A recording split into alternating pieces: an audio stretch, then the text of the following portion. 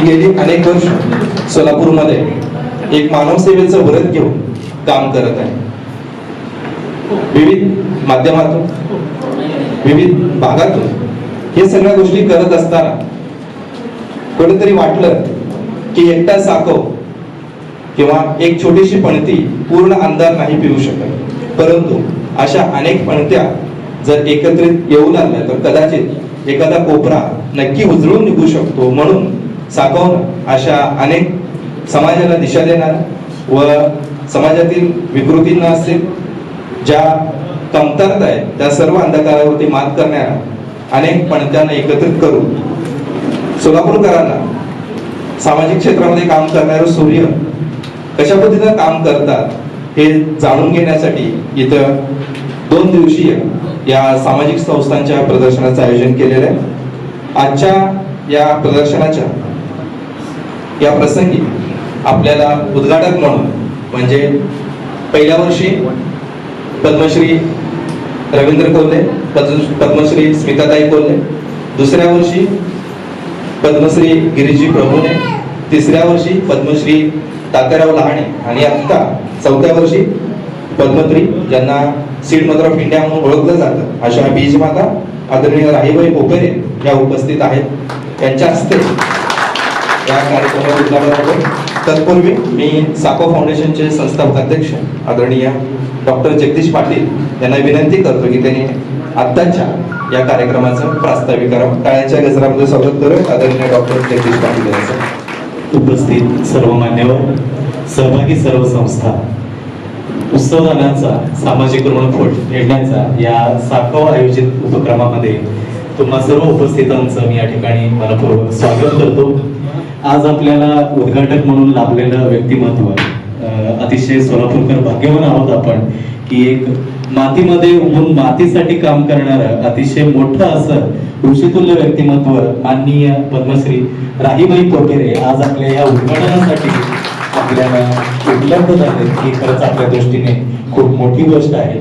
सोबतच सोलापूरमध्ये गेल्या अनेक वर्षापासून वैद्यकीय क्षेत्रामध्ये अतिशय भरीव अशी कामगिरी करत गरीब गरजू रुग्णांना रुग्णसेवा देत एक आपुलकीचा हात त्यांच्या पाठीवरून फिरवणारे माननीय डॉक्टर प्रशांतजी दोंड सर तसेच माननीय अश्विनी दोंड मॅडम या ठिकाणी आपल्याला पाहुणे म्हणून उपस्थित लाभले.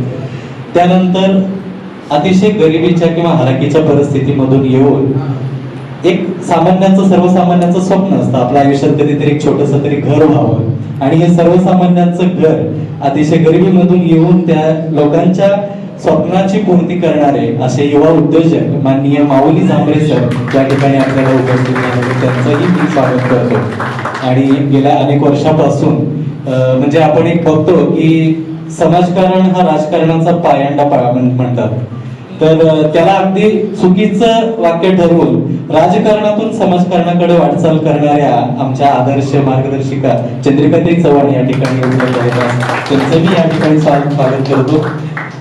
निवृत्त पोलीस उपायुक्त माननीय दीपकजी आर्वेसर या ठिकाणी उपस्थित आहेत, त्यांचं मी या ठिकाणी स्वागत करतो. आरजे पल्लवी आणि धनराज बगले सर तसंच माननीय महेशजी हांडे सर या ठिकाणी उपस्थित आहेत, त्या सर्वांचं मी इथे या ठिकाणी स्वागत करतो. प्रत्येकाचं नाव घेत बसणं आता थोडंसं वेळ खाऊ होईल, त्यामुळे सर्व सामाजिक राजकीय आणि वृत्तपत्र समजले सर्व जे आहेत त्या सर्वांचंच या ठिकाणी मी मनपूर्वक स्वागत करतो.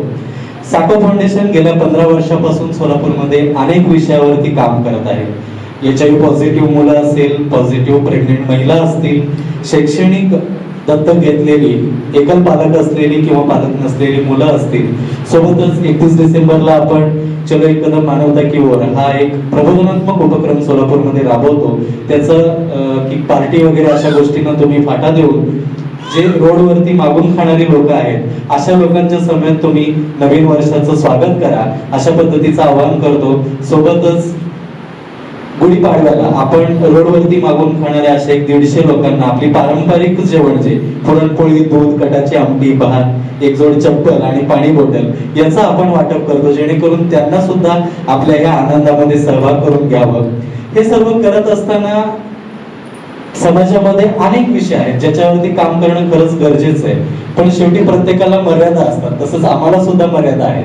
म्हणून मग आम्ही विचार केला की आपण काहीतरी वेगळं करण्यापेक्षा जे समाजामध्ये इतर अनेक संस्था आहेत ज्या अतिशय उत्तमरित्या वेगवेगळ्या विषयावरती काम करतात, अशा संस्थांना आपण का सोबत घेऊ नये आणि हा एक सामाजिक काम करण्याचा एक व्याप जो आहे किंवा एक आपल्या परिघापलीकडे जाऊन त्या सगळ्यांना सोबतीनं काम करायला सुरुवात करूया, असा एक नवीन पायंडा आम्ही ह्या उत्सवाच्या माध्यमातून पाडत आहोत.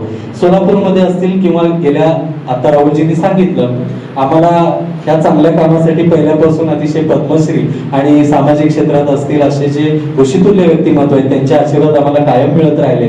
आजही हे मोठं व्यक्तिमत्व आम्हाला आशीर्वाद देण्यासाठी इथं उपस्थित आहे. सुरुवातीच्या 1 वर्षामध्ये आपण सोलापूरमधल्या संस्थांना सामावून घेतलं, त्यानंतर गेल्या वर्षी आपण बीडच्या संस्थांना सामावून घेतलं होतं आणि यावर्षी आपण अजून 2 पावलं पुढे जाऊन बीड, कुर्डुवाडी, छत्रपती संभाजीनगर आणि सोलापूर अशा संस्थांना आपण यामध्ये सामावून घेतोय. समाजामध्ये आपण खरं तर वावरत असताना प्रत्येकाला वाटतं की समाजासाठी आपण काहीतरी करायला पाहिजे, पण कुठं करावं, काय करावं, कुणाला द्यावं. आणि काही घटना अशाही घडतात की प्रत्येकाला एक आजकाल प्रश्न पडतो की आपण देतोय ते त्या ज्याच्यासाठी देतोय त्यांच्यापर्यंत पोहोचतं का नाही, हा प्रश्न आपण निकाली काढत ह्या ज्या अतिशय उत्तम काम करणाऱ्या संस्था आहेत त्यांना आपण सोलापूरकरांच्या समोर आणतोय, त्यांना आपण सोलापूरकरांना त्यांच्याशी ओळख करून देतोय. तर नक्की तुम्ही यावं आणि ह्या धडपडणाऱ्या ह्या सामाजिक संस्थांच्या पाठीशी दत्त म्हणून उभं राहून त्यांना छोटंसं किती मदत करतात मला माझ्या लेखी हे महत्वाचं नाही वाटत. तुम्ही कुठल्याही स्वरूपामध्ये करू शकता, पण तुम्ही थोडं तरी का असताना समाजाची ऋण फेडणं मला वाटतं आपण माणूस म्हणून आपलं आद्य कर्तव्य आहे आणि ते तुम्ही करावं असं मी या ठिकाणी सांगतो. थोडक्यात मी संस्थांची उपस्थितांना माहिती देतो. आपल्याकडे यावर्षी पहिली संस्था आहे 1 नंबर आई फाउंडेशन, जी सोलापूरमध्ये अनाथ मुलांसाठी काम करते. शुभांगीताईंचं काम बऱ्याच वर्षापासून आहे आणि ते आता स्वतःच एक संस्था त्यांनी सुरू करून आई ह्या अतिशय ज्याला आपण आई म्हणल्यानंतरच एक आपल्या मनामध्ये जिव्हाळा निर्माण होतो अशा संस्थाच्या नावाने त्यांनी ते काम सुरू करत आहेत. त्यानंतर सारथी फाउंडेशन आपल्या इथं उपस्थित आहे. गेल्या वर्षी पण ही संस्था होती. अतिशय सुंदर काम व्यसनमुक्ती आणि महिलांच्या सक्षमीकरणावरती ही संस्था करत आहे. त्यानंतर आपण स्नेह सावली म्हणून बीडची एक संस्था आहे जी वृद्धांसाठी काम करते. अतिशय सुंदर काम ही संस्था करते. सर्वात महत्वाचं म्हणजे एक संस्थांनी आदर्श घेण्यासारखा विषय सेल्फ सस्टेनेबल आपण ज्याला म्हणू अशा पद्धतीने ते स्वतः वॉटर प्युरिफायरचं प्रोजेक्ट त्यांच्याकडे चालवून ते बऱ्यापैकी निर्भर न राहता ते स्वतःची कामं किंवा मदत करण्यास ते आता पात्र आहेत. बाकी संस्थांनी सुद्धा असं करावं अशी मी त्यांना विनंती करतो. त्यानंतर आधार मतिमंद निवासी मुलांची संस्था आहे जी मतिमंद मुलांसाठी काम करते. त्यानंतर आरंभ फाउंडेशन जे स्वमग्न आणि गतिमंद म्हणजे ऑटिस्टिक मुलांसाठी काम करणारी संभाजीनगरहून आलेली ही संस्था आहे. अतिशय सुंदर काम आहे. बऱ्याच वर्षापासून अंबिकाताई काम करत आहेत. विद्या मॅडम आज इथं प्रेझेंट आहेत.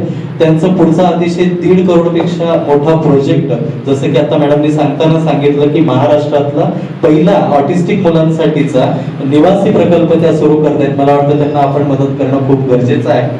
त्यानंतर क्रांती महिला संघ, खरं तर ज्या विषयाला आपण बोलतही नाही शिवतही नाही अशा विषयावरती काम करणं खरं तर रेणुकाताईंचं खूप अभिनंदन करायला पाहिजे. त्या प्रभागातून किंवा त्या वर्गातून येऊन सुद्धा अशा वर्गातला मी आलेला आहे तर आईंनी मला नाही ह्याच्यामध्ये ढकललं तर पुढच्या पिढीला सुद्धा आपण ह्याच्यामध्ये नाही घ्यायला पाहिजे.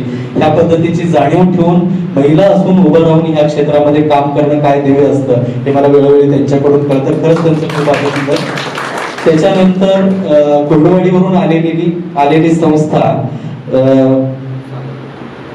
साधनाताईंच्या आशीर्वादाने सुरू झालेली साधनापूर्ती ही संस्था दिव्यांग मुलांसाठी काम करत आहे. खरं तर आता सरांनी सांगितलं होतं की 18-20 वर्षापर्यंत कसं तरी सांभाळलं जातं, त्यानंतरचा विषय काय आणि शेवटी आई वडील असले तर त्यांना सुद्धा मर्यादा आहेत.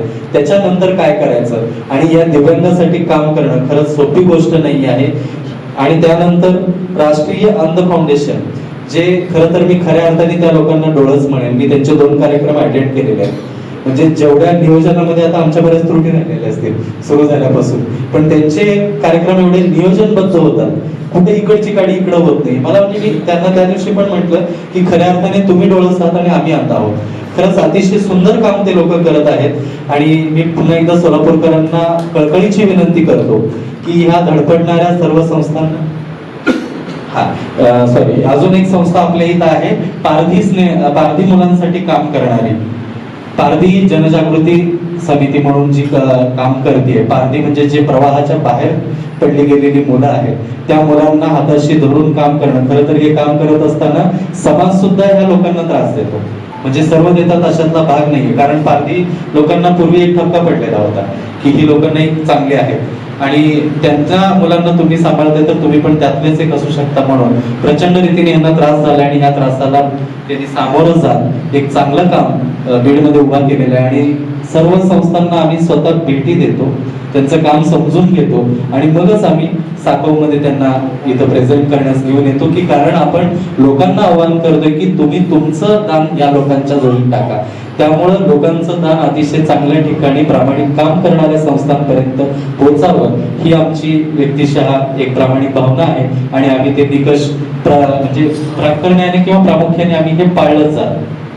पुन्हा एकदा मी सर्व सोलापूरकरांना कळकळीची विनंती करतो या सर्व संस्थांच्या मागे पाठबळ द्या, पाठीशी भक्कमपणे उभे राहा. किती स्वरूपात करता याला अर्थ नसतो, कुठल्या स्वरूपात करता याला नाहीये, पण काही ना काही या संस्थांच्या बाबतीत करावं असं मी या ठिकाणी सर्वांना विनंती करतो आणि सर्वांचे पुन्हा एकदा आभार मानतो. धन्यवाद. धन्यवाद सर. आजच्या या प्रदर्शनात वारशाच्या सत्कार समारंभाचा औपचारिक उद्घाटन या ठिकाणी करूया. मी आजच्या कार्यक्रमाचे प्रमुख अतिथी आदरणीय राईबाई पोपरे, आदरणीय प्रशांत दौंड सर, आदरणीय माऊली जांभे सर, आदरणीय अश्विनी दौंड मॅडम व तसेच चंद्रिकाताई चव्हाण, डॉक्टर जगदीश पाटील या सर्वांनाच विनंती करतो की त्यांनी रोपाला पाणी अर्पण करून जल अर्पण करून या औपचारिक कार्यक्रमाच्या ठिकाणी उद्घाटन करावं. एका जोरदार काळ होऊन जाऊ या सर्व संस्थांसाठी, मान्यवरांसाठी व त्यांच्या संपूर्ण कार्यासाठी.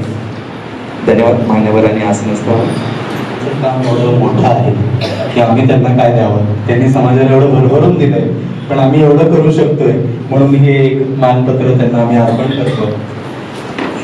पद्मश्री राहीबाई पोपेरे, बीजमाता. कोणत्याही क्षेत्रातले अस्सल वाण हरवत चाललेल्या या काळात आपण विविध बी बियाण्यांचे अस्सल वाण जपण्याचे पावन कशी सोन्यासारखे व्रत जीवनभर पाळले. प्रदूषणाने भरलेल्या या सृष्टीमध्ये बियाणांमध्येही संकरित वाणाच्या रूपाने होणारे प्रदूषण रोखण्यासाठी आपण जीवनाचे वाणच चंदनाचे केले. अहिल्यानगर जिल्ह्यातील अकोले तालुक्यात कुंभारणे गावाचे आपले जन्मगाव. इथली माती काळजातच पेरून आपण मोठे झालो. पारंपरिक शेतीचा व्यवसाय, गरीब परिस्थिती, 7 भावंडे, 12व्या वर्षी लग्न, यामुळे शाळेचं दर्शन आपल्याला झालेच नाही. असं असलं तरी आपण मागे हटला नाही. भूमातेलाच आपली शाळा मानली, शेतीत राबवत राहिला. शेतीमध्ये विविध प्रयोग करीत असताना रासायनिक खते आणि संकरित वाणांच्या शेती पद्धतीत उत्पादन जास्त येत असलं तरी उत्पादन खर्च सुद्धा खूप येतो. याशिवाय संकरित वाणांमुळे मूळचा कसदारपणा कमी होत जातो. हे ध्यानात घेऊन आपण अस्सल वाण जपण्याचं व्रत घेतलं. बायफ आणि आदिवासी विकास प्रकल्पाअंतर्गत आपल्या या कार्याची नोंद घेतली गेली आणि नवयुगात हरवत चाललेले अस्सल बी बियाणे जपण्याच्या आपल्या कार्यामुळे आपले सारे गावच शासनाच्या जनुक कोशात समाविष्ट झाले. आपल्याकडे 54 पिके आणि 116 अस्सल विविध वाण आपण संग्रहित केले आहेत. केवळ वाण आणि पावट्यांच्या 20 वाणांच्या दुर्मिळ संग्रह आपल्याकडे आढळतो. अस्सल वाण संग्रहित करणं आणि इतर शेतकऱ्यांसाठी वितरित करणं यामुळे कसदार धान्य जपण्याच्या नैसर्गिक गोष्टीस चालना मिळत आहे. कळसुबाई परिसर कीर्ती शेतकऱ्यांच्या जीवनात चांदण्यासारखी पसरत गेली. कळसुबाई परिसर बियाणे संवर्धन सामाजिक संस्थेच्या माध्यमातून आपण या व्रताचा प्रसार केला. आपल्या या कार्याची कीर्ती शेतकऱ्यांच्या जीवनात चांदण्यासारखी पसरत गेली. चित्रपट निर्माते अच्छिदानंद द्विवेदी यांनी आपल्यावर लघुपट निर्माण केला आणि 2019च्या फ्रान्स येथील झालेल्या कान्स लघुपट उत्सवामध्ये जगभरातून 3ऱ्या क्रमांकावर या चित्रपटाची निवड झाली. आपल्या कार्याची दखल घेत BBC वर्ल्ड यातर्फे जगातील 100 प्रतिभावंत लोकांच्या यादीमध्ये आपल्या नावाचा समावेश झाला. सावित्रीबाई फुले पुणे विद्यापीठाने जीवन गौरव पुरस्कार, रयत शिक्षण संस्थेने लक्ष्मीबाई पाटील जीवन गौरव राष्ट्रीय पुरस्कार, 2018चा भारत सरकारचा नारी शक्ती पुरस्कार राष्ट्रपती रामनाथ कोविंद यांच्या हस्ते आपल्याला मिळाला. 2021 मध्ये आपल्याला पद्मश्री पुरस्कार देऊन भारत सरकारने सन्मानित केले. आपल्या सूर्यासारख्या तेजपुंज कार्याची प्रभावळ चहूकडे तेजाळत राहो हीच शुभेच्छा व्यक्त करून सूर्याचा सन्मान चिमुकल्या आरतीने करावा असे हे छोटेसे सन्मानपत्र आपणास कृतज्ञतापूर्वक अर्पण करत आहोत. धन्यवाद. तुळशीचे रोप देऊन या ठिकाणी सत्कार करावा. खरं तर ज्या व्यक्तींना भेटायला जगभरातील माणसं येतात, म्हणजे तुम्ही त्यांचं जर इन्स्टा सर्च केला तर फार अमेरिका नाही, फ्रान्स नाही, फर्ग्युसन सारख्या ठिकाणी त्यांचे लेक्चर्स होतात. अशी व्यक्ती आज सरोवरकरांना मिळते खरंच खूप मोठी आणि भाग्याची गोष्ट आहे आणि साकोसाठी खूप अभिमानाची बाब आहे. तर जोरदार टाळ्या वाजवतात आदरणीय राहीबाई कोकरे यांच्यासाठी.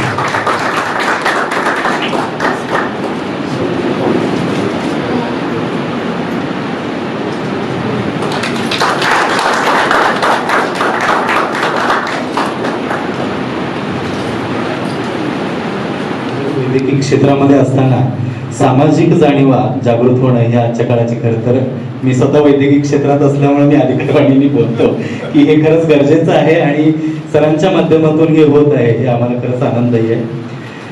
डॉक्टर प्रशांत दोंड व डॉक्टर अश्विनी दोंड रुग्ण डॉक्टरांना देवता मानतात. याची जाणीव ठेवून वैद्यकीय व्यवसाय करणारी देव माणसे क्वचितच आढळतात.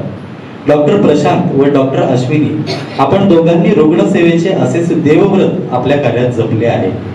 अद्ययावत असे सोलापूर मल्टी स्पेशालिटी हॉस्पिटल व रिसर्च सेंटरचे कार्य तसेच नर्मदा हॉस्पिटल सेवाभावावर निष्ठा ठेवत चालवले आहे.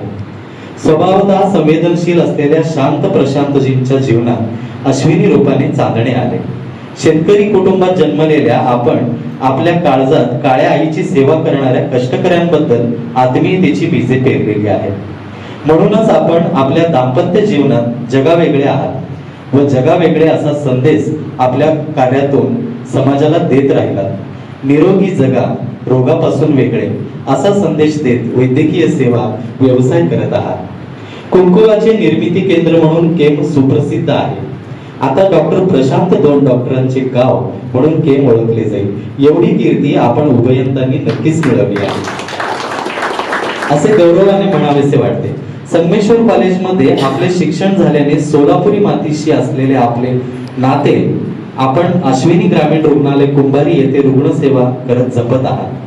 चैतन्याची वीज निर्माण करणारी कोयना आणि संत वाहक जनजीवन समृद्ध करणारी कृष्णामाई यांच्या प्रीतिसंगम असलेल्या कराडच्या कृष्णामाई वैद्यकीय महाविद्यालयात आपण MBBS पदवी मिळवली. रुग्ण बरा करून त्याच्या चैतन्याची वीज निर्माण करणारी व रुग्णाला आईची माया देणारी कृष्णामाई असा प्रीतिसंगम आम्ही आपल्यात पाहिला. बेंगलोर, दिल्ली येथे आपण मधुमेह क्षेत्रातील पुढील उच्च ज्ञान वेचले. दंतशल्य विशारद असलेल्या परभणीच्या डॉक्टर अश्विनींच्या रूपाने साक्षात गंगा गोदावरी डॉक्टर प्रशांत रूपातील चंद्रभागेला मिळाली आहे. आपल्याला शिवयोगी सिद्धरामेश्वरांचे कृपाशीर्वाद लाभोत व आपल्या उभयंताकडून 1 कोटी रुग्ण बरे होवोत हीच सिद्धरामेश्वरांपाशी प्रार्थना करून हे छोटेसे सन्मानपत्र आपण उभयंतांना अर्पण करत आहोत. धन्यवाद. चालतात त्यावेळेस ते किती चांगल्या पद्धतीने चालू शकतात याचं एक उत्तम उदाहरण म्हणजे डॉक्टर प्रशांत दोंड व डॉक्टर अश्विनी दोंड आहे. गेली अनेक वर्षापासून ते रुग्णसेवेसोबतच हा माणुसकीची सेवा देण्याचंही काम या ठिकाणी करत आहे. त्यामुळे त्यांचं पुन्हा एकदा सातोच्या वतीनं मी खूप खूप अभिनंदन करतो व तसेच त्यांना हे मानपत्र संपूर्ण सन्मानासह त्यांना या ठिकाणी प्रमुख मान्यवरांच्या उपस्थितीमध्ये साकोच्या वतीने अर्पण करतो. श्री माऊली चंद्रकांत झांबरे. माणसाला नुसते अन्न व वस्त्र मिळून चालत नाही तर त्याला सुरक्षित निवाऱ्याचीही गरज असते. सुरक्षित निवारा मिळाला तर माणसाचे जीवन आनंदी होतोच, पण त्याचबरोबर मनुष्य या विश्वामध्ये कर्तृत्व गाजवण्यासाठीही सिद्ध होतो. या उद्देशाने या उद्देशानेच आपण रिअल इस्टेट क्षेत्रातील विश्वासार्हता अधिक महत्वाची मानत आहात. सामान्य लोकांच्या जीवनात जागा व घर घेणे किंवा घर बांधणे हे एक खूप मोठे स्वप्न असते. हे स्वप्न पूर्ण करताना जमीन, जागा व बांधकाम व्यवहारात ग्राहकांची फसवणूक होऊ नये यासाठी आपण विलक्षण जागरूक आहात. याबद्दल रिअल इस्टेट संदर्भाने व्याख्यानांचे व विविध उपक्रमांचे आयोजन करून जनजागृती करत आहात आणि माऊली लँडमार्क नावाचा विश्वसनीय ब्रँड होत आहात. Masaheb landmark, Tuljai landmark, Balaji landmark इत्यादी प्रोजेक्ट मधून हजारो ग्राहक आपण समाधानी केले आहेत. सामान्य माणसाची जाणीव ठेवणारे एक यशस्वी उद्योजक म्हणून आपण आज लौकिक मिळवला आहे. आपले बालपण साधारण गरीब परिस्थितीतूनच गेले. वडील बांधकाम मिस्त्री, व्यावसायिक शिक्षण व आर्किटेक्चर ड्राफ्ट्समन पर्यंतच आपण शिकू शकलात. परंतु लौकिक शिक्षण माणसाच्या जिद्दीच्या व यशाच्या आड येत नाही हे आपल्या कर्तृत्वाने सतत दाखवून देत राहिला. आपण माऊली लँडमार्कचे हे ग्राहकांशी विश्वासाचं नातं निर्माण केलं. जमीन, जागा आणि बांधकाम या क्षेत्रातील झांबरे कन्स्ट्रक्शन या फर्मद्वारे व्यवसायात सचोटी व चिकाटीने प्रगती करताना आपण सामाजिक जाणीवही सतत जपत आहात. अनेक गोरगरीब गरजू मुलामुलींचे शिक्षण व्यवस्थित व्हावे याकरिता काही विद्यार्थिनींना दत्तक घेऊन त्यांच्या शिक्षणाचा खर्च आपण करत आहात. अनेक रक्तदान शिबिराचे नियमितपणे आयोजन करून वैद्यकीय क्षेत्राला सहाय्यभूत होत आहात. रोटरी क्लबच्या माध्यमातून सामाजिक कार्य करत असताना आपल्यामध्ये एक समाजदूत नांदत असतो. संत तुकाराम महाराजांच्या वृक्षवल्ली आम्हा सोयरी या अभंगाप्रमाणे वृक्षांना सगळे सोयरी मानून दरवर्षी 3000 वृक्ष रोपांचे वाटप आपण करत आहात. पर्यावरणाविषयी आपणास असलेले प्रेम गौरवास्पद आहे. सामान्य माणसाची जीवने वाचणारा जीवन वाचक, यशस्वी उद्योजक आणि समाजसेवक या तिन्ही रूपांचे आपल्यात दर्शन घडते. या आपल्या व्यक्तिमत्वाबद्दल आदर बाळगून आपणास शिवयोगी सिद्धेश्वर कृपेने सदैव यश मिळो ही प्रार्थना करून आपणास हे सन्मानपत्र अर्पण करत आहोत.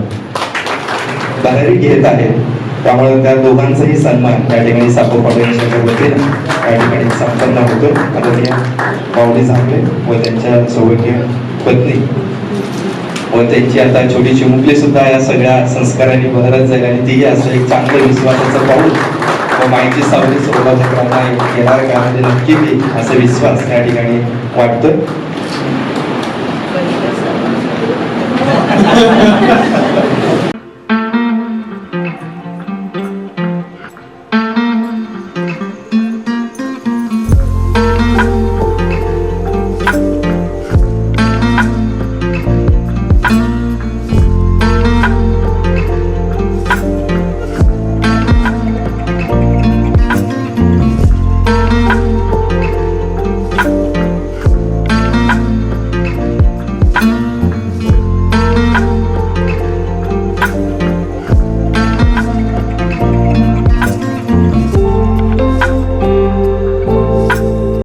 नमस्कार,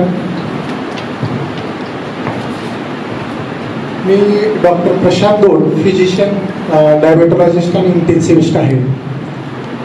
कार्यक्रम सुरू होण्याच्या अगोदर आई साहेबांसोबत थोडासा वेळ घालवण्याचा एक संधी मिळाली. तर त्याच्यात असं जाणवलं की आता ॲज अ डॉक्टर म्हणून आम्ही काय करतो, एखादा पेशंट हा आमच्यासाठी महत्त्वाचा असतो, म्हणजे त्याचं आरोग्य महत्त्वाचं असतं आणि आम्ही फक्त त्या पेशंटला कसं बरं करायचं हे बघतो. म्हणजे त्या पेशंटला बरं करणं झालं की आमचं बऱ्यापैकी काम संपून जातं. पण ज्यावेळेस हे सगळं आम्ही बघतोय किंवा मी बऱ्याच ऐकून होतो, पण जेव्हा हे असे कार्यक्रम होतात किंवा असे वेगवेगळ्या संस्था आहेत जे एका पर्सनशी संबंधित नाहीत आणि ते पूर्ण समाजासाठी, बऱ्याचशा प्रकारच्या पेशंटसाठी किंवा जे निग्लेक्टेड आहेत समाजामध्ये त्यांच्यासाठी काम करण्यासाठी ज्या काही सेवाभावी संस्था आहेत त्यांचं काम बघितल्यावर आता मला जाणवतंय की मी किती छोटा आहे आणि किती छोटं काम मी करतो. तर प्रथमतः या सर्व साको फाउंडेशन जे सगळ्यांनी एकत्र आणलं त्यांचे म्हणावं तेवढं कौतुक हे कमीच आहे आणि मी सगळ्यांचं त्या बाबतीत आभार मानतो. या कार्यक्रमामध्ये जसं सरांनी सांगितलं की हे सगळेजण काम करतायत ते स्वतःच्या बळावरती काम करतायत, याला काही सरकारचं अनुदान किंवा असं काही नाहीये. म्हणजे प्रत्येक जण स्वतःची सामाजिक बांधिलकी बघून आपण समाजाचं काय देणं लागतो आणि समाजासाठी आपण काय करतो हे इथं प्रत्येक जण बसणारा माणूस त्या पद्धतीने प्रयत्न करत आहे. आणि ऑब्विसली जसं ते म्हणले की एका माणसानं करून हे चालत नाही, कारण कुठलीही गोष्ट केली, कोणतीही गोष्ट करायची असेल तर पैशाशिवाय चालत नाही. जसं आपण म्हणतो महात्मा गांधी शिवाय देश चालता नाहीये, म्हणजे प्रत्येकाला ही पैशाची गरज आहे, कारण कुठलीच गोष्ट फ्री मध्ये होत नाही. पण ते आणायची कुठून? कारण समाजाचं तर भलं करायचं आहे, लोकांची सेवा करायची आहे, ती एक सेवाभावी भावना प्रत्येकाच्या मनात आहे. आणि जर त्याच्यासाठी दान देणारी लोक जर आपल्याला एकत्र मिळाली, आणि जसं यांनी म्हणलं की साखव फाउंडेशन, जे दोन एकत्र म्हणजे देणारे आणि घेणारे ह्यांना एकत्र आणण्याचा जो हा काही कार्यक्रम आज त्यांनी अरेंज केलेला आहे, म्हणजे आहे तर बऱ्याच वर्षापासून, पण मला कधी जास्त याची माहिती नव्हती. आणि आता पाटील सरांच्या थ्रू मला हे भेट बी द्यायची म्हणजे चांगला त्याचा अनुभव आला. आणि ऑब्विसली आता नक्की दान कुठं द्यायचं, कुठल्या स्वरूपात द्यायचं, ह्याचं एक परफेक्ट फाउंडेशन आम्हाला इथं मिळालेलं आहे. ॲज अ डॉक्टर म्हणून आता बरेचसे जर मी बघितलं तर ते हे डॉक्टरशी रिलेटेडच फील्ड्स आहेत. म्हणजे HIV रिलेटेड असेल किंवा अपंग असतील किंवा अंध असतील. पण जसं मी म्हणलं, आम्ही फक्त एका पेशंटला बरं करतो, पण नुसतं बरं करून चालत नाही, तर त्याला समाजामध्ये उभं करणं, त्याला स्वतःच्या पायावर उभं करणं, त्याला समाजामध्ये स्थान देणं, त्याला समाजामध्ये मान सन्मान देणं, त्याचा स्वतःचा आत्मविश्वास वाढवणं, हे जर कोणी काम करत असेल तर ह्या सेवाभावी संस्था करत आहेत. आणि त्याचं जेवढं करावं तेवढं कौतुक कमीच आहे. तरी मी स्वतः ह्याच्यासाठी पुढाकार घेतच आहे. तरी सगळ्या सोलापूरकरांनी यांना मनोभावे जितकं करता येईल तेवढं दानाच्या स्वरूपात मदत करावी, आणि डायरेक्टली इनडायरेक्टली आपण समाजाचं ऋण हे कमी करता येईल त्याच्यातून. थँक्यू.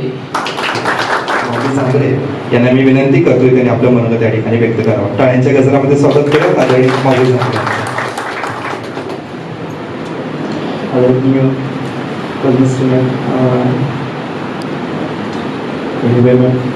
खरंच आमचं भाग्य आहे की सातू फाउंडेशनमुळे आम्ही त्यांच्यासोबत बसतो. खरंच आमचं त्यांच्यासोबत खरंच मोठं भाग्य आहे. खरंच ते सर तुमचे खूप खूप आभार. एवढ्या मोठ्या व्यक्तीसोबत आम्हाला तुम्ही बसवलं. तसेच जेवढे आपले संस्था जवळपास आपल्या 9 संस्था बाहेरून आले आहेत, काही सोलापूरला, त्यांचे पण खूप खूप सोलापूर स्वागत. आणि सोलापूरकडनं हीच विनंती आहे की प्रत्येकाने त्यांना भरभरून द्यावं. आता गेली 14 वर्ष आहे. मी दुसरी वेळ झालो, जेव्हा कोटी दादा आले ते पद्मश्री त्यावेळेस पण आलो, पण हे सेकंड टाइम आहे. खरंच की हा 3 वर्षाचा प्रवास त्यांचा जो आहे उत्सव दानाचा, तो सक्सेस आहे का नाही हे माहीत नाही आहे. कारण मी पण विचारू शकत नाही, कारण काय एवढ्या लोकून लांबून येतात, त्यांना काहीतरी अपेक्षा नाही, पण ते सक्सेस आहे का नाही हे त्यांना आणि संस्थेलाच माहीत आहे. त्यामुळे प्रत्येकाने खरंच तर देण्याची वृत्ती पाहिलंच. मग दान देणं हे खरंच पुण्याचं काम आहे. आपल्या हिंदू संस्कृतीमध्ये किंवा आपल्या भारताच्या जी आपली परंपरा आहे त्यामध्ये खरंच खूप मोठं ध्यान आहे. जेव्हा मी सुरुवातीला एंट्री केली, इतनी शक्ती आम्ही त्यांना जी आपली स्वागत गीत होतं ते मी रोज 5 वेळा ऐकतो. खूप चांगलं आहे ते. त्यातनं खूप घेण्यासारखं आहे. माणूस जमिनीवर राहतो आणि माणसाला काय करावं त्या एका त्या वाक्यातनं एका गाण्यातून सर्व कळतं. तसंच हे काम करत असताना नक्कीच आम्ही सापू फाउंडेशन सोबत तर आहेच आहे. त्यानंतर जे आपले काही आता संस्था आपल्या तुम्ही उभा केले त्यामध्ये नक्कीच आपल्या मार्फत काही ना काही आपण खालीचा वाटा त्यामध्ये उचलण्याचा प्रयत्न करू, हेच आम्ही कळून देतो. आणि सोलापूरमध्ये काम करत असताना आम्ही पण छोटीसा कुठेतरी खालीचा वाटा घेण्याचा प्रयत्न करतोय.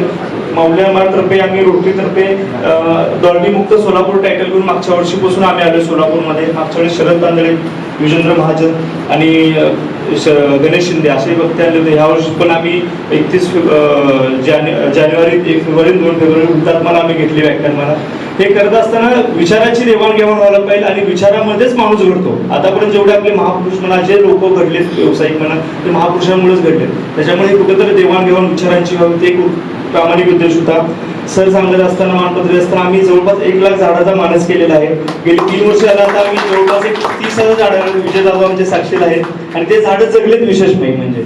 आणि झाडाची गरज काय, खूप गरज आहे सोलापूरला, कारण सोलापूरला 43-45 पर्यंत चाललेलं आहे. ते कमी करण्यासाठी आमचा माणूस आहे 36 पर्यंत. विजय जाधवच्या संकल्पनेत आम्ही ते विचारात घेतला आणि आता 36 पर्यंत नेण्याचा आम्ही नक्कीच प्रयत्न करू. सर्वांनी झाड दिले ते जगलं पण पाहिजे. तो एक आमचा उद्देश आहे.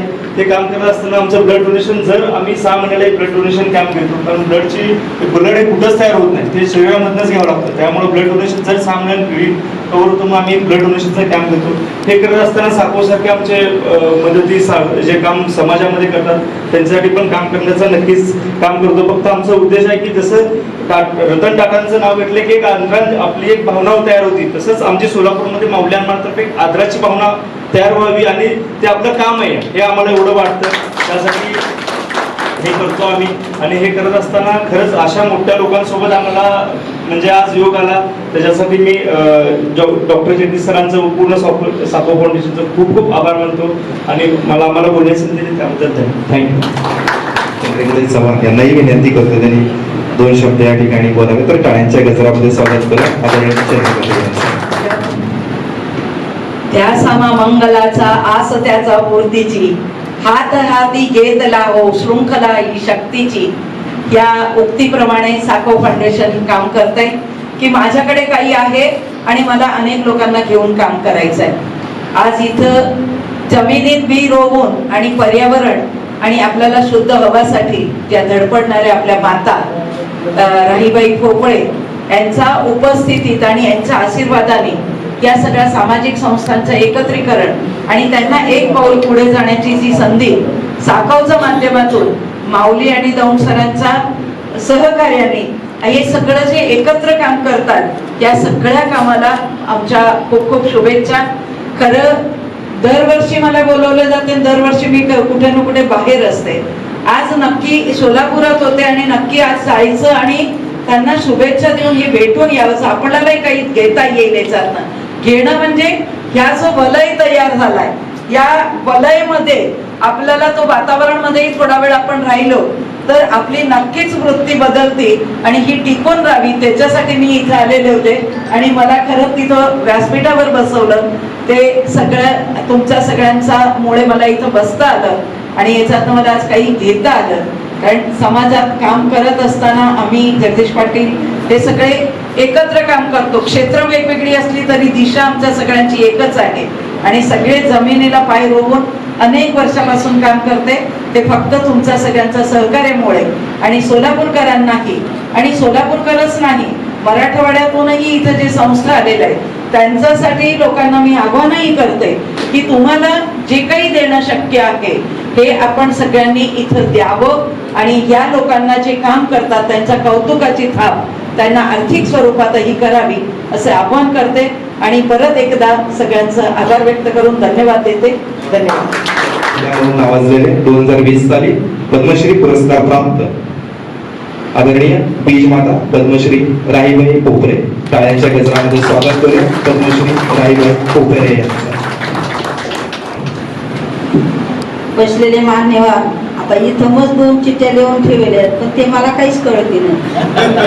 काहीच नाही. आता प्रत्येक व्यक्ती कागदा का बघून बोलतो, मोबाईल का बघून बोलतो. मला मोबाईलही कळत नाही आणि कागदही कळत नाही. तर सगळे बसलेल्या मान्यवर आणि बसलेले माझे बंधू भगिनी हे टोल लावलेले सगळ्यांना आज मी शुभेच्छा देते. आणि आज मला इथं बोलवलं खरं सरांनी आणि एवढ्या चांगल्या व्यक्तींची भेट झाली माझी. हे मी म्हणते आज माझं सुद्धा मोठं भाग येतो. मला हे काम ज्या कामावाल्यांचं हे जे काम करतात ना अशा कामावाले आवडतात, असे सामाजिक कामावाले आवडतात. आणि गरीब लोक हे काही श्रीमंत नाहीये. मी माझ्या वगरून पाहते हे जे टोल लावलेले आहेत हे सतत दुसऱ्यासाठी काम करणारे आणि खरोखर आज जे आपण इथं प्रत्येक व्यक्तीनं घेतलंय मदतीचा हात पण आजकालची मदत गरीबाला नाही होतो. पैसा का पैसा वळतो, पुढाऱ्या का पुढारी वळतो. आपण बघितलं गावोगाव इलेक्शन मध्ये किती लोकांना मदत झाली, एक मतासाठी किती मदत केली. पण अशा गरीब लोकांना नाही लवकर मदत करणार. पण खरी ही मदत आहे बरं का. याच्यात किती मदत करा ती काही उपयोगाची नाही. पण खरं असं मुलांसाठी, अपंग मुलांसाठी याच्यासाठी काम करणं हे कधीही पण परमेश्वर त्याला फळ देतो.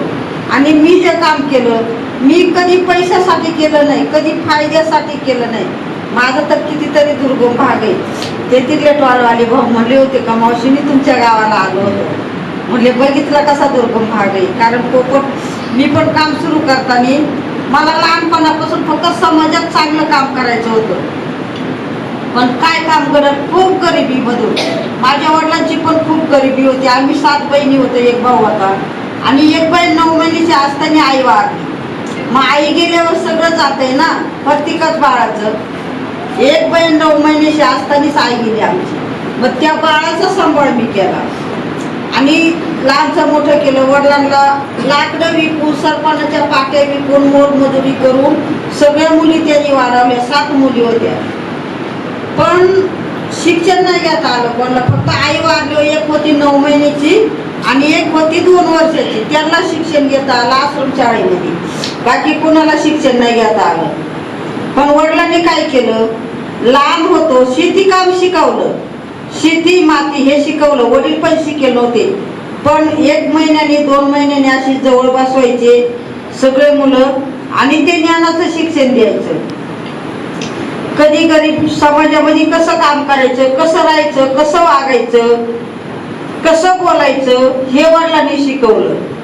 गरिबी आली तर लाजू नाही, श्रीमंती आली तर माजू नाही. टाकीचे गाव सोसल्याशिवाय देवपणा येत नाही.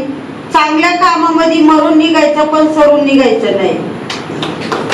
हे वडिलांचे शिक्षण होतं. आणि आम्ही 7 मुली होतो.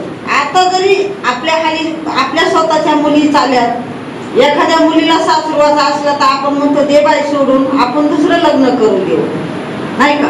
पण माझे वडील खूप गरिबी होते आणि त्यांनी एकच शब्द वापरला, जिथं दिलंय तिथंच राहायचं, मरून निघायचं पण सरून निघायचं नाही आणि माझ्या नावाला बटा लावायचा नाही. तुमची आई गेली तसं मी जावंच कर. आणि 7ही मुलींनी आजपर्यंत त्यांच्या शब्दावर पाय देऊन काम करतात. मला तर लिहिता वाचता नाही येत, पण मी एक माझ्या वडिलांचा शब्द एक माझ्या डोक्यात साठवून ठेवला. आणि गरिबी असल्यामुळे माझं 12व्या वर्षीच लग्न झालं. सासर माहेर तेच गाव. इकडं आल्यावर एवढा खडतर माझा प्रवास आला ना, तर कोणासंग बोलून द्यायचं नाही, कोणत्या घरी जाऊन द्यायचं नाही. मला शेत आणि घर एवढंच माहिती होतं. माझा 40 वर्ष गायच्या गोठ्यामध्ये प्रवास गेलाय. 40 वर्षे. संध्याकाळच्या 4 बाळाला जन्म मी गायच्या गोठ्यामध्ये दिला. संध्याकाळचं जर बाळ जन्मलं ना तर सकाळचं मला सगळं काम करावं लागायचं. सगळं केलं मी. 1-2 किलोमीटरवरून 3-3 हांड्यानी पाणी. आणि 7 दिवसाचं बाळ पाठीची बांधून मी सतत शेतीमध्ये काम केलं. संध्याकाळचं 3-4 किलोमीटरवर जायचं कामाला, तिथून गवताचं वजन डोक्यावर संध्याकाळी परत घरी यायचं. 7 दिवसापासून कोण काम करील हो, नाही करू शकत. आणि संध्याकाळचं बाळ जन्मले, सकाळचं उठून कोण काम करील. पण मी हा प्रवास सगळा केलाय. कशासाठी केला, वडिलांच्या नावासाठी. आमचे शेजारी पाजारी भाऊ बंधाशे लोक म्हणायचे नाही पोट भरलं तर काट्या भरावं पण इथं नाही राहावं. मी म्हणायचे नाही, माझ्या वडिलांना एके शब्दावरून वडिलांना वाटा लागलं. मग हे काम करीत असताना मला लहानपणापासून समाजात चांगलं काम करायची अपेक्षा होती. पण कुणासंग बोलून देते नाही, कुठं जाऊन येऊन देते नाही. माझी कर्मभूमी जन्मभूमी फक्त तेच गाव. काय समाजात काम करणार आहे मी. मला नाही लिहिता येणार, नाही वाचता येणार. पण मी ऊसतोडी कामदार होते काही दिवस. गुराळावर काम केलं, टायरवर काम केलं. आणि माझ्या मोठ्या मुलांनी 10वीची शाळा सोडली तेव्हा मला समाजात काहीतरी काम करता आलं. मग मी फक्त बचत गट तयार केले. बचत गटातही मला खूप अडचणी आल्या, का तर मी शिकलेली नाही ना, माझं शिक्षण नाही. खूप अडचणी आल्या बचत गटातून. समाजामध्ये तर चांगलं काम करते. ऊस तोडून गेले का हाताला काही काम नसायचं 4 महिने. मग रोपं तयार करू लागले. आज मला एका रोप पाहिलं, माझ्या रोपांची खूप आठवण आली. रोपं तयार करायचे वेगवेगळ्या जातीचे, सीताफळ, शेवगा, हातगा, कढीपत्ता, पेरू, लिंबू. आणि हे तुळशीचे मी नंतर केले. आधी फळझाडांचे केले. आणि पाऊस पडला का बचत गटाला एक रोप द्यायचं. आणि पाणी काय माझ्याकडे नाही, मला डोक्यावर पाणी आणायचं, बैलगाडीने आणायचं, मग ते रोप तयार करायचे. हे काम त्याच्या हळदी कुकाचा कार्यक्रम घ्यायला लागले. पण माझ्याकडे पैसा नसायचा, काहीतरी वाण द्यायला पैसा नसायचा. मी एक रोपच वाण म्हणून द्यायचे. आणि हे रोप हे कुंडीमध्ये माझे रोप पिशवीमध्ये असायचे, पराठीच्या पिशवीमध्ये. त्याच्यात मी रोपं वाढवायचे. मग नंतर मी एक हळदी कुकाच्या कार्यक्रमाला एक वाण म्हणून रोपच देऊ लागले.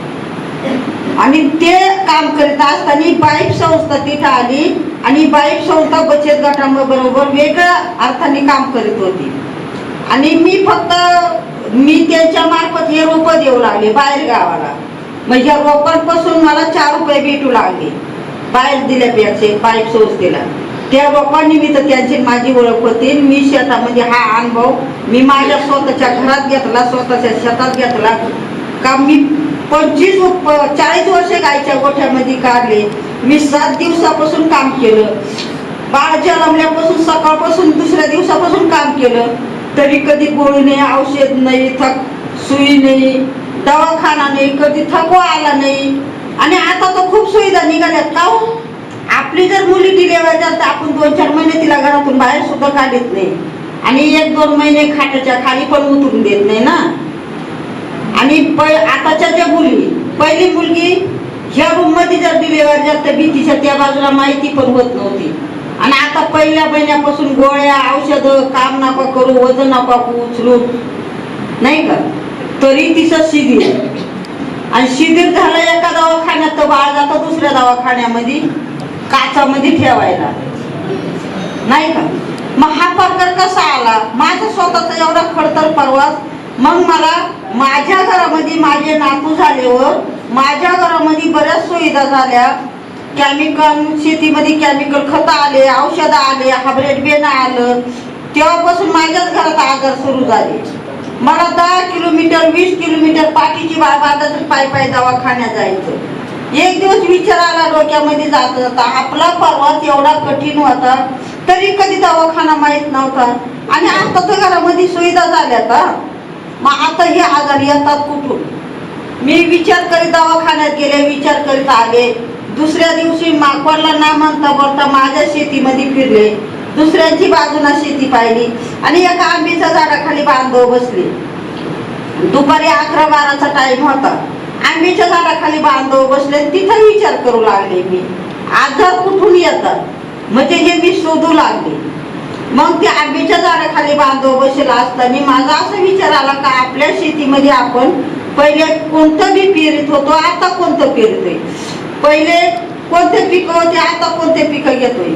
पहिले शेतीला खत औषधं नव्हते, आता किती प्रकारचे खत देतोय, किती प्रकारचे फवारे मारतोय. हा मी त्या बांधव बसून विचार करायला लागले. आणि त्या बांधव माझ्या लक्षात आलं की केमिकल खतांमुळे, औषधांमुळे घरामध्ये आजार सुरू झाले. मग मी ठरवलं बाकी त्या आंब्याच्या झाडाखाली का माझ्या घरातले मी बंद हे करणार. जे माझ्या लहानपणचं होतं की शेणखत शेतीला, बिगर केमिकलची शेती, सगळं गावठी बेणं, हेच मी करणार. संध्याकाळी कुटुंब बसवलं, मी लागले बोलायला. बाजारचं बेणं आणायचं नाही, हायब्रिड बेणं शेतीत पेरायचं नाही, खत औषधे शेतीत आणायचे नाही, वापरायचे नाही. मला घरातून खूप मोठे विरोध झाला. लहान मोठं वाईट बोलू लागलं. खूप काही बोलू. लोक नवीन आणतात, नवीन करतात. तुला काय वेड लागलं का, डोक्यात वेड भरलं का, हे तुला कोणी सांगितलं, म्हणजे नाही ते मला खूप बोलले. मला त्याचा खूप राग आला. मी फक्त एक शब्द वापरला का आजपासून मी घरात काही बघणार नाही म्हणून. आणि मी 8 दिवस गप्प बसले. पण 8 दिवसाच्या आत माझा एक नातू आजारी झाला. मला खूप राग आलेला होता. मी त्याच्याकडे दुर्लक्ष केलं. तो घरातच मी चांगला केला असता. दुर्लक्ष केल्यामुळे खेडेगावातली आई वडिलांनी नेला, नाही फरक पडला. 5 दिवस अकोल्यात ऍडमिट केला, 3 दिवस संगमनेरला पाठवला. 3ऱ्या दिवशी मी बघायला गेले, कारण मला राग आला होता म्हणून मी त्याला बघायला सुद्धा नाही गेले.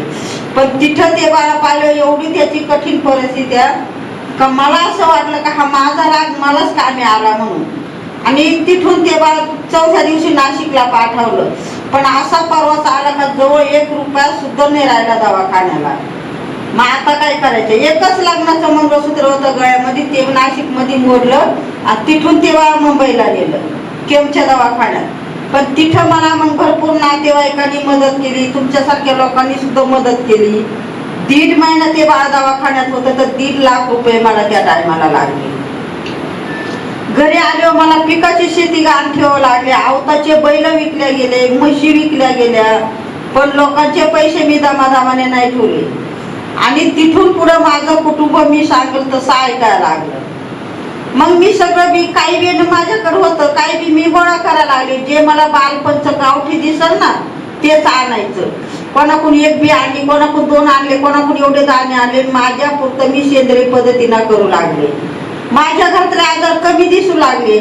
मग मी नातेवाईकांना सांगायचे, बचत गटांना सांगायचे. तवाही लोक मला वेडच लागलं म्हणायचं, काहीतरी वाईट वाईट बोलायचे. पण माझं काम मी सांगतच राहिले, करीतच राहिले. हे काम करीत असताना बाईक संस्था तिथं आली काहीतरी कामानिमित्त. मी त्यांच्या मार्फत रोपं द्यायला लागले. रोपानिमित्त त्यांची माझी ओळख होती. मी फक्त असं छोटं छोटं माझ्या पुरतं बी बांधून शेतात लावायला चालू होते. आता ते एक जितीन साठे साहेब त्यांचे मित्र ते माझ्याकडे पाऊस पडला होता वळाले. मग मी परत रस्त्यातून माग आले, डोक्यावरची टोकरी वटीवर उतरली दारात आणि लागले गप्पा मारायला. ते म्हणे मावशी कुठं चालू होत्या? म्हणले पाऊस पडलाय, चालले शेतात बी लावाय. म्हणे एवढं बी कशाचे नाव सांगते का? म्हणले एवढे कुठं तुम्हाला नाव सांगू? मग त्यांनी मला विचारलं कोणत्या बाजारातून आणले? म्हणले नाही सर, हे पारंपरिक घरचं बी आहे. लोक नवीन आणतात, नवीन करतात. ते म्हणत तुम्ही काही घरचं ठेवलं. मग आता जो अनुभव सांगितला हा मी त्यांना सांगितला आणि ते गेले. ते तिसऱ्या दिवशी मला ना माहिती आले, तेव्हा मी राखेतून बी चाळीत होते. कारण आमचं बी पारंपरिक अजून राखेमध्येच राहतं, मातीच्या मटक्यामध्ये किंवा कणगीमध्ये. त्याच्यामध्ये ठेवल्याने 3 वर्ष आपल्याला शेतामध्ये पेरता येतं, लावता येतं आणि खाण्यासाठी 10-20 वर्ष ते सुरक्षित राहतं. मातीच्या मटक्यात शेणा मातीनं पॅक करून ठेवायचं. मग हे त्यांना विचारलं तेव्हा मी असं राख्यातून मी चाळीत होते. म्हणे हे काय करताय? म्हणजे याच्यामध्ये ठेवल्यानं 3 वर्ष उगवण चांगली होती, खाण्यासाठी 10 वर्ष राहतं. त्याने अशी वटीवशाला आथरली आणि त्याच्यावर शॅम्पल आणले घरातून थोडे थोडे. तर त्यांना मी 100-125 आणि एका घरातच भेटला. आणि मग मी म्हणत होती माझं सगळं दिश आहे, सगळं गावरान आहे, ते नव्हते म्हणत. त्यांनी सगळं शॅम्पल तपासलं, बांधलं, त्याचे नाव विचारले, वैशिष्ट्य विचारले. सगळे शॅम्पल बांधले, कुठं तपासायला नेले हे मला नाही माहिती. आता ते जुनं ते सोनं होतं, ते सगळं दिशी निघालं. आणि त्या साहेबांनी आज परत मला मदत देऊन हे जगासमोर काम न्यायचं त्यांनी काम केलं. त्यांच्या मदतीनं आता हे जसे टॉल लागलेत असे मी ठिकठिकाणी टॉल लावले. त्या कामामध्ये मी प्रत्येक गावामध्ये जाऊन बचत गटाच्या माध्यमातून, शेतकऱ्याच्या माध्यमातून लोकांना माहिती दिली. त्याच्यावर मी सुद्धा एक कळसुबाई म्हणून कमिटी तयार केली. ह्या कमिटीची तयार करता करता मी 3,500 महिलांबरोबर काम सुरू केलं. 150 गावांमध्ये शेतकरी गट केले आणि हे काम करत असताना टोल लावून मग बचत गट माझ्या शेतामध्ये यायचे. आता आपण म्हणतो गावठीला उत्पन्न नाही, गावठीला पीक नाही. का गावठीला पीक नाही? एका काडीपासून किती उत्पन्न निघते ही मी माझ्या स्वतःच्या शेतात दाखवले. एका काडीला किती फुटवा होतो, एका काडीला किती लोंबे येतात, किती गोंडे येतात, एका धान्यापासून किती धान्य तयार होतं हे मी माझ्या स्वतःच्या शेतात करून दाखवलं. बचत गटाच्या महिलांना, शेतकऱ्यांना 4 जाती हायब्रिड भात लावले, 4 जाती गावठी भात लावले. रासायनिक खत दिलंच नाही एकाला, पण रासायनिक खत न दिल्यामुळं जे गावठी होतं त्याला दाणे आले, जे हायब्रिड होतं त्याला लोंबी सुद्धा नाही आली. आणि हायब्रिड वाण हा याला तुम्ही खत औषध देऊ नका, हे येणारच नाही. आणि जे गावठी आहे हे मातीवर नुसतं असं टाकलं ते स्वतःच्या ताकदीवर हवेवर पण ते येणार. मग आपण का म्हणतो गावठीला पीक नाही? पण जमिनीला सवय आपण लावली या खत औषधांची, नाही का? हायब्रिड पेरीची आपण सवय लावली आणि आपण सवय लावता लावता आपण एका एकराला 10 गोण्या टाकीतो, 20 गोण्या टाकीतो, नाही का? तिच्यावर आता माणूस काम करीत नाही. दिलं तर नाशक फवारो आणि ते तणनाशक आपल्या जर पोटामध्ये एवढं तणनाशकचा एखादा थेंब करता आपला जीव कसा करेल? मग ती माती काय करेल हो? आणि ते आपण पैसे देऊन बाजारात जातो, विष घेतो, कुठंतरी आजाराला बळी पडतो, नाही का? कारण आपण प्रत्येक भाजीपाल्यामध्ये विष तुम्ही निरीक्षण करा आणि ते आपण विकत घेऊन खातोय. मग आजारी झाले कुठंतरी एखादा हॉस्पिटल शोधायचं, यांच्यासारखा एखादा दवाखाना, नाही का? पण आपण दवाखान्यात जाऊन आपण आपलं आरोग्य नीट करतो. ही माती जर संपली तर हिला कोण डॉक्टर होणार आहे तयार? कोणता वैद्य आणणार आहे? मला नाही कोणी अजून प्रश्न कोणाकडे असेल तर खरंच मला या प्रश्नाचं उत्तर द्या. मातीला कुठला डॉक्टर भेटणार आहे नाही का? आपण एखाद्या वैद्याकडे जातो, एखाद्या डॉक्टरकडे जातो, पण मातीला काय करणार आहे? ती कवर सहन करणार आहे. मग माती चांगली असली तरच आपण चांगलं राहणार. आपण चांगलं असलं तर पुढची पिढी चांगली राहणार ना. मग याच्यासाठी काय केलं पाहिजे? तुम्ही आम्ही प्रत्येक ठिकाणी सामाजिक कामं सुरू आहे, पण आरोग्याचं काम का नाही कोणी सुरू करती? शिक्षण तर भरपूर झाले आता. मातीचं काम का नाही कोणी सुरू करती? मातीचं आरोग्य का नाही राखती? तुमच्या आमच्याकडं पैसा किती असला तर पैसा कोणी खाऊ शकणार नाही, पण माती चांगली तरच अन्न चांगलं. आणि हे जर तुम्ही आम्ही केलं तरच आपली पुढची पिढी चांगली घडणार आहे. नाही तर पुढच्या पिढीला काय शिल्लक राहणार आहे? नाही राहू शकत शिल्लक. मग हे सगळं काम करतात, पण आरोग्याचं आजकाल कोणी पाहिलं नाही. मग इथून पुढे आपण आरोग्याचं सुद्धा काम केलं पाहिजे. मी म्हणते ज्याच्यात चमक आहे त्याच्यात धमक नाही, जे दिसायला चांगले ते आरोग्याला घातक आहे. आणि आजकाल जे आपण खातो ना हे सगळं आरोग्यालाच घातक खातोय. काहीच चांगलं खात नाही आपण नाही का? मी बरीच बाहेर हिंडते. मी फक्त कालच डबाने आणला का मला घरची भाकर भेटणार होती म्हणून, नाही तर माझा 2 दिवसाचा डबा असतो.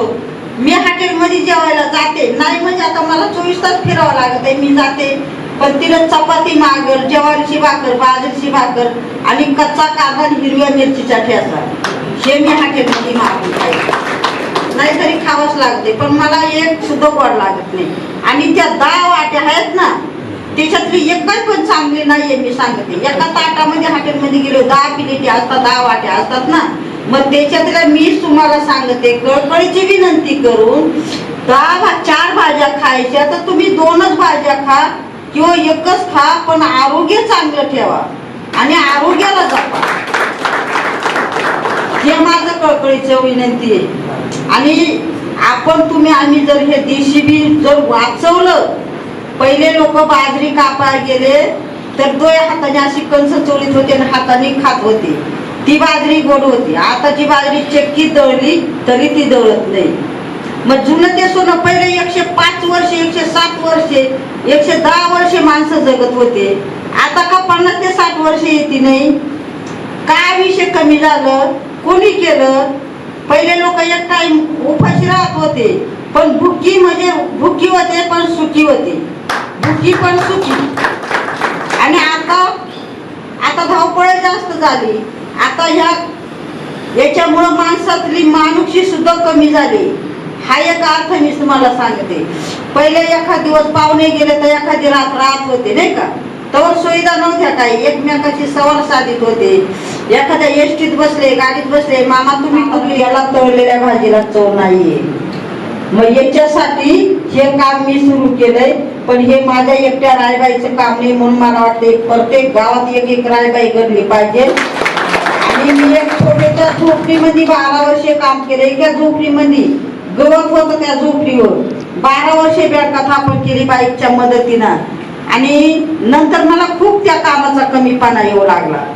का तर 4 पाहुणे आले, बसा जागा नव्हती, कॉलेजचे मुलं येऊ लागले, लाईट नव्हती, सगळं अंधार होऊन जायचं. आणि याच्यासाठी मी मदत पण मागू लागले. पण मदत तर मी मग सांगितलं आजकाल पैसा वळतो, पुढारे वळतो. गरिबाचा विषय नाहीये समाजाला.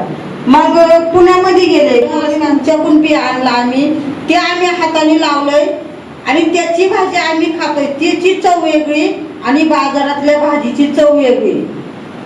मग हे केलं पाहिजे ना प्रत्येक. पुण्या मुंबई ठिकाणी गच्चीवर माती टाकून भाजीपाला केलाय. ते लोक मला फोटो पाठवत आहे, मला अभिमान वाटत हवा त्याचा. आणि हे केलं पाहिजे. कुंडीमध्ये तुम्ही लावलं पाहिजे. कुंडीमध्ये तुम्ही फुलाचे झाडं लावता, शोचे झाडं, 2 वांग्याचे झाडं लावा, 2 मिरचीचे लावा, थोडीशी कोथिंबीर टाका, 2 पालकचे झाडं लावा. याची चव तुम्ही खाऊन बघा. आणि हे केलं पाहिजे. आणि हे प्रत्येकानं करावं. प्रत्येकाचं ताट, आता माझं काम भरपूर म्हणते मोठं झालंय, पण ज्या दिवशी प्रत्येकाचं ताट विषमुक्त होईल ना त्या दिवशी मी म्हणत का माझं काम मोठं झालं, माझं काम घराघरामध्ये केलं म्हणून. आता असे पुरस्कार मला भरपूर भेटलेत. नारी शक्ती, पद्मश्री, 5 सगळ्या महाराष्ट्रातले. पण मी आजही म्हणते हे पुरस्कार माझे नाहीये, हे पुरस्कार माझ्या मातीचे, माझ्या बियेचे, माझ्या शेतकरी बांधवांचे. मी स्वतःला कधीच हे पुरस्कार नाही स्वीकारणार, का तर मी हे मातीचं एक नातं जोडलं म्हणून ते पुरस्कार मला भेटले, नाही का. मग या मातीची नाळ नसती जोडली तर हे पुरस्कार मला भेटले नाही. तर हे काम सगळे कामामध्ये आता करतात, पण आरोग्याचं काम सुद्धा सुरू केलं पाहिजे. आणि प्रत्येक डॉक्टरांना माझं आव्हान आहे का लोकांना सेंद्रिय शेती, सेंद्रिय अन्न खायला शिकव तुम्ही पण बोललं पाहिजे. का आजकाल सेंद्रिय शेतीशिवाय आणि सेंद्रिय भाजीपाल्याशिवाय पर्यायच नाही. कारण किती आयुष्य कमी होत चाललंय, का आपलं आयुष्य दुःखामध्ये आपण घालतोय, ह्या खाण्यामुळं घालतोय. म्हणून मी माझ्या बंधूला कळकळीची विनंती आहे, आपण जे येणं आपलं दिसलं ना ते घेत नाही आपण, खात नाही. मग शाळेमध्ये सुद्धा रानभाज्या मेळावा भरवला पाहिजे, का त्या मुलांना काही शेतकऱ्याचे मुलं असतात तिथं रानामध्ये किती भाज्या, जंगलात किती भाज्या, हे माहिती पडलं पाहिजे. भरड धान्य मेळावा घेतला पाहिजे. आपलं खाद्य काय हो, भरड धान्य म्हणजे काय हो सर, काय हो भरड धान्य आपलं खाद्य? बाजरी, ज्वारी, मठ, मूग, हरभरा, नाही का, हे आपलं खाणे. आणि आता आपण काय खातोय?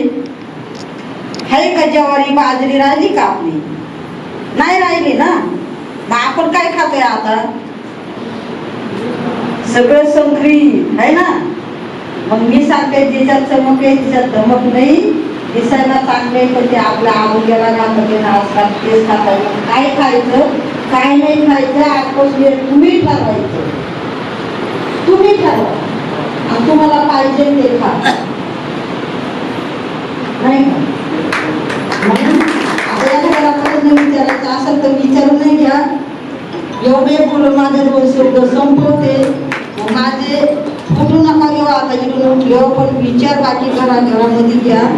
आणि आपल्या काळ्या आईला प्रत्येकाने जपा. ही काळी मातीला त्याच्यात एक वर्ष आता इथे शेतकरी नाहीच जास्त मला वाटतं प्रश्न विचारायला. आपण म्हणतो हायब्रिड बियाणं आता येईल का, एकाएकी शेती येत नाही. मग आपण शेती कशी केली पाहिजे? तुम्ही एक एकरला 10 गोण्या खड्डा देतात ना, तर पहिल्या वर्षी 5च गोण्या दिल्या पाहिजे, त्याच्यावर 2च दिल्या पाहिजे, त्याच्यावर 1च दिली पाहिजे. मग परत देऊच नका. पण ती एकाएकी जमीन सुद्धा एकदम पिकणार नाही. आपल्याला सेंद्रिय सेंद्रिय शेती कवाळाला तर आता माझ्या गावठी गाय आहेत, शेळ्या आहेत, म्हशी आहेत, बैल आहेत. आणि प्रत्येकाने एक देशी गाय पाळली पाहिजे. देशी लक्ष्मी आपण पार घालावली तर देशी गाय राहिलीच नाही. आता आपण बरेच जर्सी गाय पाळल्यात, 25-30 लिटर दूध देते, पण तिला खाणंही विसारी आणि दूधही विसारी, नाही का. मग याच्यामधून काय घ्यायचं आणि काय द्यायचं ते तुम्ही ठरवा. एवढे बोलून 2 शब्द संपवते. धन्यवाद. बसल्याला सगळ्यांना शुभेच्छा देते. मला एक छोटासा किस्सा आठवतोय. मी एक माईंचा एक छोटासा इंटरव्ह्यू बघत होतो. तिथे एका निवेदिकेने माईला प्रश्न विचारला, माई तुमच्याकडे 116 पेक्षा अधिक प्रकारचे वाहन आहेत, त्यांची नावं कसं तुमच्या लक्षात राहतात? माईनं त्याला खूप एका सुंदर ओळीत उत्तर दिलं. माई म्हणाल्या, ती माझी लेकरं, त्यांची नावं मी ठेवली आणि मी त्यांची आई आहे, त्यामुळे मला ही सगळी नावं परफेक्टली आठवतात. त्यामुळे मला वाटतं की आपण आज करत असलेलं काम हे दुसऱ्या कुणाचं अपत्य नसून ते आपलंच समजून आपण जर त्याला आई रूपी वाढवत गेलो तर ती संस्था सुद्धा नक्कीच मोठी होत जाते. मी आजच्या या औपचारिक कार्यक्रमाचं आभार प्रदर्शन करण्यासाठी आमंत्रित करतोय सेवानिवृत्त पोलीस उपायुक्त आदरणीय दीपक कारवे.